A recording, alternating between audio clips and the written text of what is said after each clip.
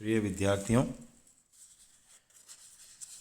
पादप रसारोहण सिद्धांतों को जारी रखते हुए पादप कार्यकी में आज हम जैविक बल सिद्धांतों का विश्लेषण पढ़ेंगे और उससे संबंधित विभिन्न प्रस्तावित सिद्धांतों, विभिन्न वैज्ञानिकों द्वारा प्रस्तुत सिद्धांतों का अध्ययन करेंगे।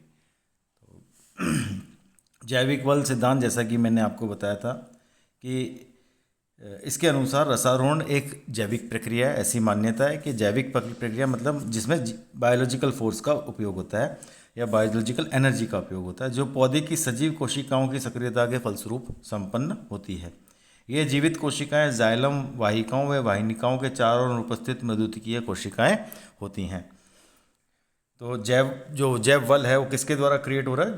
जो जाइलम और वाहिनिकाओं के चारों तरफ उपस्थित मृदुतिकीय कोशिकाएं जो हैं। जैव बल को आधार मानकर रसारोहण के प्रक्रम को स्पष्ट करने के उद्देश्य से समय समय पर जो सिद्धांत प्रस्तुत किए गए हैं, उनमें से पहला अपन चर्चा चालू करते हैं। वो है गोल्डोवेस्की का रिले पंप सिद्धांत, the relay pump theory by the गोल्डोवेस्की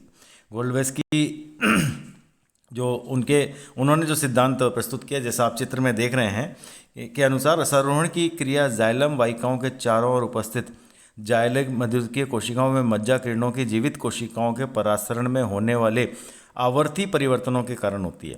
rhythmic आवर्ती मतलब उसमें एक फ्रीक्वेंसी है, तो जो फ्रीक्वेंसी में जो परिवर्तन होता है, मतलब परासरण दाब में स्फीत होना है ना, और वापस से सिकुड़ना, स्फीत होना, सिकुड़ना, तो ये जो एक परिवर्तन है जो कि आवर्ती है, यानी कि समयबद्ध है, इसके फलस्वरूप होने वाला जो परिवर्तन है उससे यह पंप क्रिएट होता है।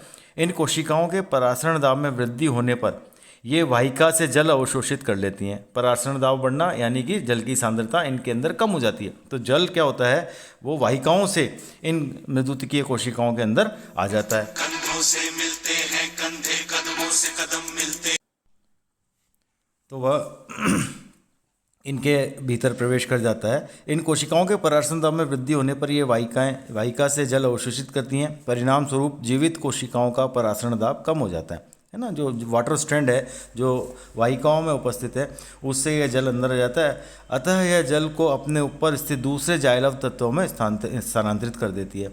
अब जो जल आया वो एज अ चैनल अगले वाले जाइलम स्ट्रैंड के अंदर, जैसा कि आप चित्र में देख रहे हैं, ट्रांसफ़र हो जाता है। इस तरह जाइलम कोशिकाओं के परासरण दाब में आवर्ती परिवर्तनों से जल निरंतर ऊपर की ओर बढ़ता जाता है ना। एक कोशिका ने लिया, फिर उसको ऊपर पंप किया, फिर वापस जाइलम में, और फिर वापस, ये जो प्रक्रिया है ये ऊपर की ओर सतत रूप से जारी रहती है। तो ये जो सिद्धांत है ये गोल्डोवेस्की ने प्रस्तुत किया था, है ना। और इस सिद्धांत का ओवर्टन और डॉगल जो दो वैज्ञानिक हैं, उन्होंने इसका समर्थन किया। अब इसमें क्या है, इसमें बहुत सारी आप खुद ही समझ रहे हैं कि ऐसा एक तो कोई चैनल प्रूफ होता नहीं है ना। इसको आप सैद्धांतिक रूप से जल के परिवहन को किसी सिद्धांत के द्वारा, किसी रास्ते के द्वारा नहीं समझा सकते। इसमें बहुत सारी ऐसी कमियां हैं, बहुत सारी ऐसी आपत्तियां हैं जिसके द्वारा इसको साबित नहीं किया जा सकता। स्ट्रासबर्गर ने अपने प्रयोगों से यह सिद्ध किया कि पादपों की इन जीवित कोशिकाओं को विषैले पदार्थों या अधिक तापक्रम पर रखकर मृत कर दें, तब भी रसारोहण की प्रक्रिया होती रहती है। यानी कि उन्होंने बताया कि भाई अगर आप इस मृदुतिकीय कोशिकाओं के क्षेत्र को डेड भी कर दें किसी भी तरीके से, तब भी रसारोहण सतत रहता है, यानी रसारोहण में इनकी कोई भूमिका नहीं है। जीवित कोशिकाओं की अनुपस्थिति में भी जल जाइलम तत्वों द्वारा निरंतर ऊपर की ओर बढ़ता है। अगर ये कोशिकाएँ नहीं हैं, निष्क्रिय कर दें या हटा दें या मृत कर दें, तब भी यह कार्य चलता रहता है ना। दूसरे कोई और जो चैलेंजेस हैं वो है मज्जा किरण कोशिकाओं, जो कि जीवित कोशिकाएं होती हैं, द्वारा जाइलम वाहिकाओं से जल का अवशोषण कर इसे